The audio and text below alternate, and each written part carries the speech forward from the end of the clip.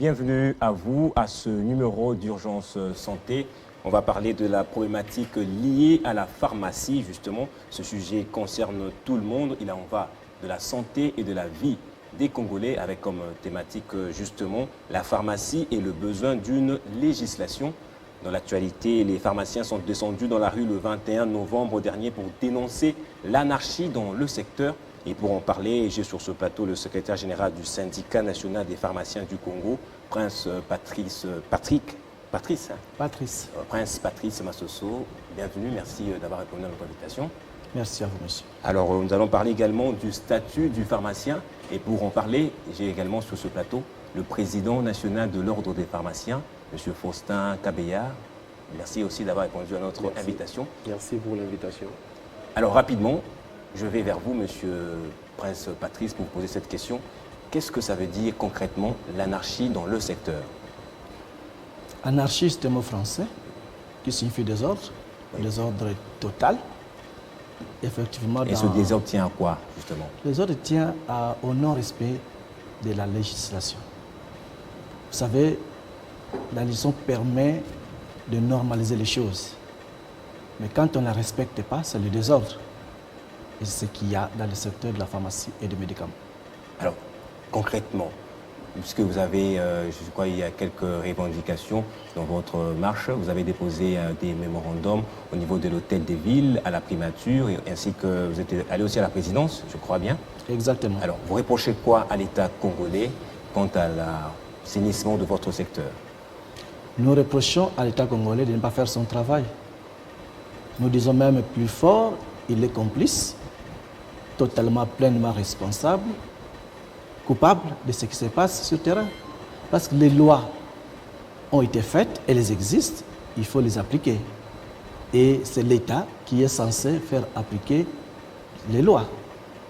L'État est d'autant plus coupable dans ce secteur que la population ou chaque Congolais a des droits, notamment les droits à la santé, les droits à la protection. Mais quand l'État n'assume pas ses prérogatives, eh bien, il met la santé ou la vie des populations en danger. Et ça, en tant que pharmacien, nous ne pouvons pas tolérer cela. Alors le problème, c'est quoi? C'est que l'État ne contrôle pas les médicaments ou parce que l'État autorise l'ouverture des pharmacies. C'est quoi le problème, justement? C'est-à-dire que pour avoir un établissement pharmaceutique, ça peut être une pharmacie ouverte au public ou interne, donc à l'hôpital. Ça peut être un organe de gros qu'on appelle communément chez nous dépôt pharmaceutique.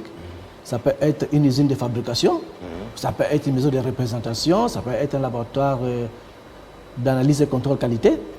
Pour ouvrir et fonctionner, il faut l'autorisation du ministre de la Santé. Alors, vous voulez me dire que toutes ces pharmacies que je rencontre, moi, au niveau de Dilandos, par exemple, il y a toute une, je peux dire, une panoplie, des pharmacies qui s'alignent comme ça, à l'intérieur desquelles on ne trouve pas suffisamment de médicaments. C'est l'État congolais qui autorise l'ouverture de ces petites pharmacies-là aussi? Si l'État congolais n'autorise pas, il devrait au moins intervenir pour que ces établissements non autorisés ne fonctionnent pas.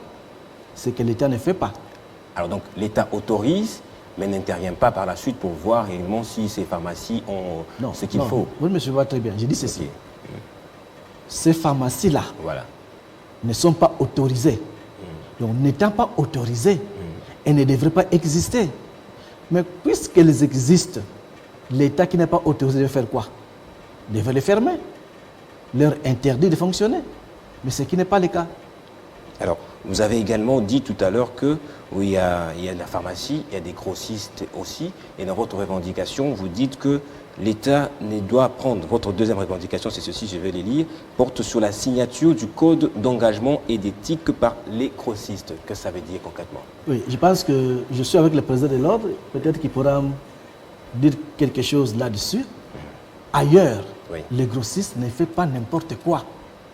Le grossiste ne vend qu'aux pharmaciens autorisés. Je n'ai même pas pharmacien, je dis aux pharmaciens autorisés. OK? Mais ici, ce n'est pas le cas.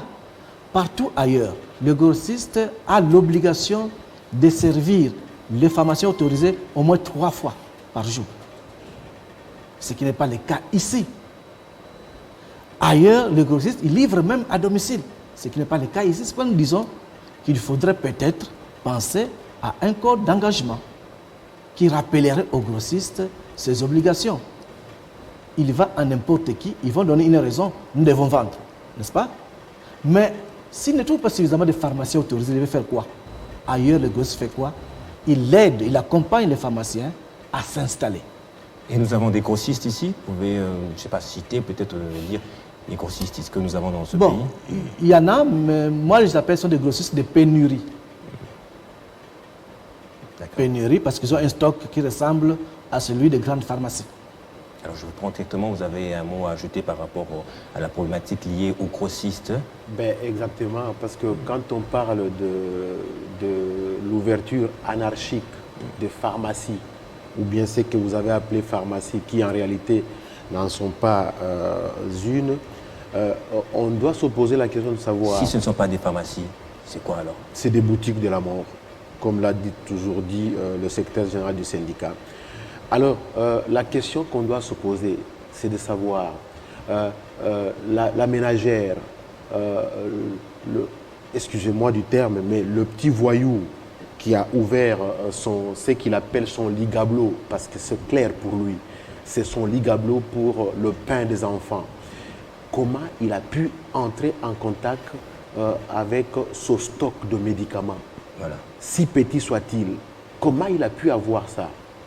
C'est le vendeur qui lui a vendu. Le vendeur dans la rue, oui, qui a avec lui une panoplie de médicaments, soi-disant produits de beauté, mais qui sont en réalité ce que nous appelons, nous, des corticoïdes très puissants, qu'on ne peut pas avoir sans ordonnance médicale. Un peu, corticoïdes, ça veut dire c'est des médicaments pour traiter les maladies de la peau, mais que le commun des mortels à Kinshasa ou au Congo utilise pour claircir la peau.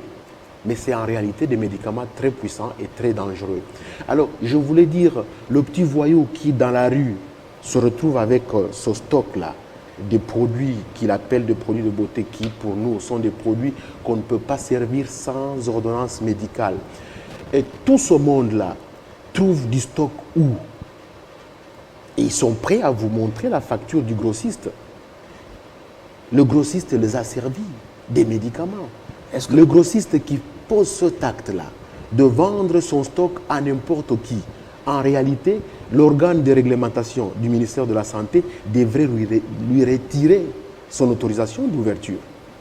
Parce qu'il n'a pas rempli les conditions d'ouvrir un grossiste en médicaments. Le grossiste en médicaments, comme l'a dit le secrétaire général du syndicat, ne peut pas vendre à n'importe qui son stock. Il doit justifier la sortie de son stock par un bon de commande dûment signé par un pharmacien autorisé. Le problème, ce n'est pas le produit, mais c'est la personne qui détient le produit. Absolument, oui. Et cette personne doit être qui? C'est qui, justement? La personne doit être un pharmacien. Point. Très. Et comment on reconnaît que cette personne est pharmacien et cet autre n'est pas pharmacien? Non, mais, pour une personne lambda, par exemple, moi je viens, je me tiens devant dans une pharmacie, peut-être dans une boutique, pour reprendre votre terme, boutique de la mort. Comment je sais que cette personne est pharmacien, cet autre-là n'est pas pharmacien? Non, mais s'il vous plaît, d'abord, quand on dit le pharmacien autorisé, voilà, il y a lieu de revenir sur ce terme-là, autorisé, pour dire, ça veut dire tout simplement qu'un établissement pharmaceutique ne s'ouvre pas comme on le veut. D'accord. On doit passer par le ministère de la Santé. On commence par le service de l'inspection de pharmacie pour demander au pharmacien inspecteur l'autorisation d'ouvrir sa pharmacie, d'implanter sa pharmacie à un site donné. Et le pharmacien inspecteur, le premier travail qu'il fait, c'est de savoir, celui qui lui écrit, est-il pharmacien, inscrit au tableau de l'ordre. Alors, il écrit à l'ordre de pharmacien pour demander, monsieur qui m'écrit ici, madame qui m'écrit ici, le reconnaissez-vous comme pharmacien, inscrit au tableau de l'ordre? Et tout commence par là. La première étape, c'est un pharmacien. Il n'y a qu'un pharmacien qui peut demander au pharmacien inspecteur l'autorisation d'implanter son établissement quelque part, quel que soit l'établissement. Il n'y a qu'un pharmacien qui peut le faire. Alors, quand vous vous retrouvez devant une petite maisonnette qui ne répond à aucune condition de conservation de médicaments. Là où le petit vendeur lui-même est dehors, parce que dedans il fait très chaud, et il a laissé les médicaments dans cette chaleur-là. Mais vous êtes devant quelqu'un qui ne peut pas être pharmacien. C'est évident que la personne n'est pas un pharmacien. Et la boutique, là, n'est pas une pharmacie. Alors, le Congolais lambda fait quoi en ce moment? Le Congolais lambda n'a qu'à chercher une pharmacie. Il y en a dans la ville. On ne peut pas, par exemple, aller alerter la police, ces pharmacies. Quels sont les moyens que vous avez pour... On doit alerter la police. Okay. Et c'est tout ce que nous faisons. Même la marche est inscrite dans ce cadre-là. De dire à l'autorité, il est en train de se passer des crimes pharmaceutiques, comme on les appelle. Voilà l'image de la marche qu'on vient de montrer justement. Okay. Il se passe des crimes pharmaceutiques dans toutes ces maisons-là. Et l'autorité passe par là. L'autorité est informée, l'autorité est consciente. Mais il faut faire quelque chose pour la population. C'est tout ce que nous demandons. Alors, Monsieur Prince Patrice, vous pensez que la marche seule suffira pour faire fléchir la volonté de l'autorité congolaise? Avez-vous d'autres moyens en dehors des marches? La marche elle-même ne pourra pas suffire, nous le savons. Oui. Tout comme elle peut bien suffire si les autorités de ces pays sont conscientes du danger que court la population et si elles sont effectivement responsables. Sinon, nous sommes prêts à continuer à secouer l'autorité. Et vous avez dit, vous menacez même d'arrêter toute importation des médicaments pour pousser le gouvernement à réagir. Oui. Avez-vous les moyens d'arrêter les importations? Oui, c'est qui importe. C'est les pharmaciens? C'est les pharmaciens qui importent. Les grossistes ou les pharmaciens tout? Non, c'est les pharmaciens qui importent. Okay. Tous les actes commerciaux que posent les établissements pharmaceutiques sont des actes du pharmacien. Le grossiste, il fait quoi? Il achète, n'est-ce pas? Comment il achète? Il s'approvisionne localement ou il importe. Mais il n'y a que les pharmaciens qui peuvent poser ces actes-là. Il n'y a que les pharmaciens. Et si vous arrêtez les importations et qu'on arrive à une situation de rupture de stock, pensez-vous que les Congolais vont survivre comme ça? C'est vrai qu'on aura posé un autre problème. Voilà. Mais sinon, c'est déjà un problème. C'est vouloir résoudre un problème que ne plus mettre les médicaments, ne plus laisser les médicaments à la portée de n'importe qui en RDC. Ce serait la solution idéale, qu'il n'y ait plus de médicaments pour que les gens ne s'aventurent plus autour des médicaments. Ou alors que l'État prenne disposition pour qu'il y ait des médicaments, mais ces médicaments doivent se retrouver dans les endroits appropriés et entre les mains de personnes habilitées que sont les pharmaciens. Arrêter les importations serait un moyen efficace? De la bouche du secrétaire général du syndicat, oui. Ce sont les moyens de pression sur l'autorité pour obtenir les avantages qui reviennent aux pharmaciens et aux seuls pharmaciens. Mais il faut dire que pour des raisons de santé publique, nous allons, nous, au niveau de l'ordre de pharmaciens, peut-être si cela arrivait, qu'on interdise ou que les pharmaciens disent nous n'importons plus ou nous n'autorisons plus des importations. Nous allons demander peut-être un service minimum pour que la santé publique ne se trouve pas menacée. Je vais prendre un sujet d'actualité. Nous sommes en septembre. Le chef de l'État du haut de la tribune des Nations Unies dit ceci. En 2020, 8 millions de Congolais supplémentaires auront accès à la couverture maladie. Est-ce possible sans un assainissement du secteur de la pharmacie? Peut-être le chef d'État est entré dans une sorte d'utopie. Non, mais c'est une très bonne question. Oui. Et là, nous avons dit, et nous le répétons, il n'y a pas de couverture sanitaire universelle sans médicaments de bonne qualité. Il n'y a pas. Parce que quand on parle de couverture sanitaire universelle, on dit nous devons mutualiser nos moyens, n'est-ce pas? quand on dit 8 millions de Congolais auront accès aux médicaments, on voudrait dire que 8 millions de Congolais pourront entrer dans une mutuelle de santé, ils pourront cotiser et ils pourront ainsi avoir accès à un prestataire médical qui est un médecin et à un prestataire pharmaceutique qui est un pharmacien. Et en sortir avec une prescription chez le prestataire médical et des médicaments chez le prestataire pharmacien. Alors, dans la situation actuelle du secteur de la santé en général et du secteur pharmaceutique en particulier, je ne vois pas comment on peut appliquer au Congo la couverture sanitaire universelle. Il y a un travail à faire, surtout dans le secteur pharmaceutique, pour qu'on dise que désormais, les 8 millions d'habitants de Congolais qui vont rejoindre l'accès aux médicaments de qualité à un prix abordable, de façon qu'ils se soignent sans s'appauvrir. C'est de ça qu'il s'agit quand on parle de la couverture sanitaire universelle, que ces 8 millions de Congolais-là trouvent effectivement des médicaments de bonne qualité et à un prix abordable. Et ça ne peut se faire qu'avec l'acteur principal du secteur pharmaceutique qui est le pharmacien. Oui. Puisque vous parlez justement de médicaments de qualité, nous sommes en Côte d'Ivoire. Le mois dernier, je peux dire même, je crois, au début de ce mois, plus de 200 tonnes de faux médicaments ont été saisies suite à une descente de la gendarmerie dans une villa de la commune UP de Cocody. Le trafic de faux médicaments prospère justement dans ce pays, tout comme ici. Est-ce qu'en RDC, de telles actions se font déjà? En RDC, le grand problème, c'est celui-là. Nous avons de fausses pharmacies, de faux grossistes, n'est-ce pas? Et les frontières poreuses. Finalement, si quelqu'un disait aujourd'hui que 90% des médicaments qui circulent au Congo sont des faux, il a raison, il n'a pas raison, personne ne peut lui dire le contraire. Personne ne peut dire le contraire. Il a raison ou il n'a pas raison? Il peut avoir raison comme il ne peut pas avoir raison. Parce que personne ne contrôle. Personne ne contrôle. Parce qu'aujourd'hui, vous trouverez, vous avez posé la question tout à l'heure là au secrétaire général, combien de grossistes il y a? Est-ce qu'on peut le citer? Non. Pourquoi donc? Il y en a plus d'une centaine. Plus de 100 établissements de vente en gros dans la ville de Kinshasa. Qui les contrôle?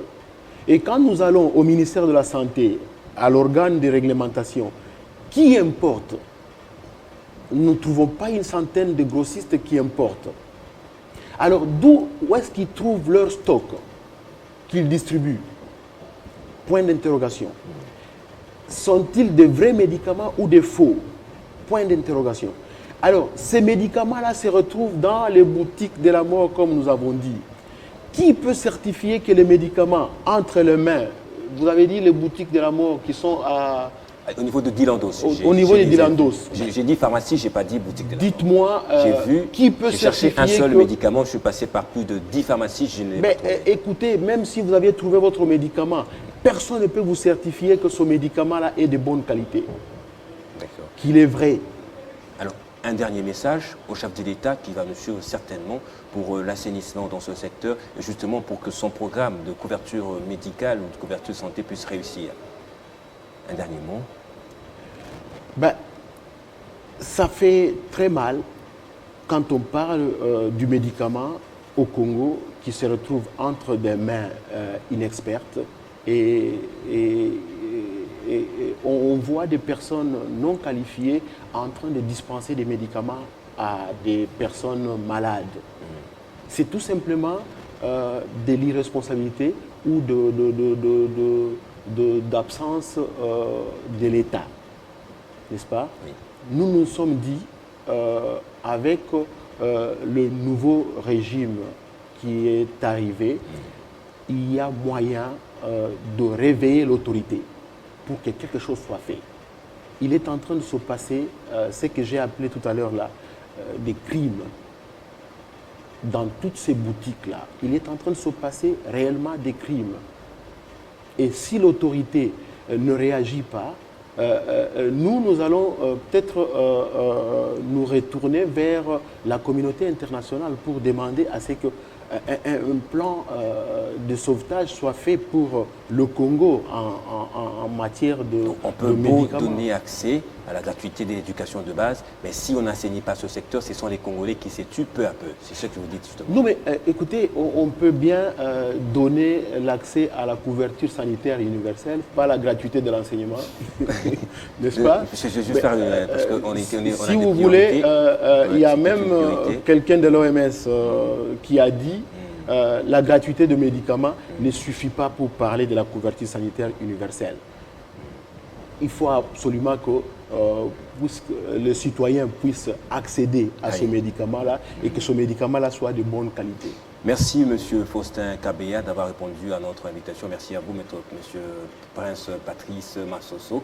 Vous êtes le président national de l'Ordre des pharmaciens et vous êtes le secrétaire général du SINAFACO, qui veut dire le syndicat national des pharmaciens du Congo. Merci en tout cas d'être passé sur ce plateau d'urgence santé. Merci à vous également, madame, messieurs, d'avoir suivi ce numéro.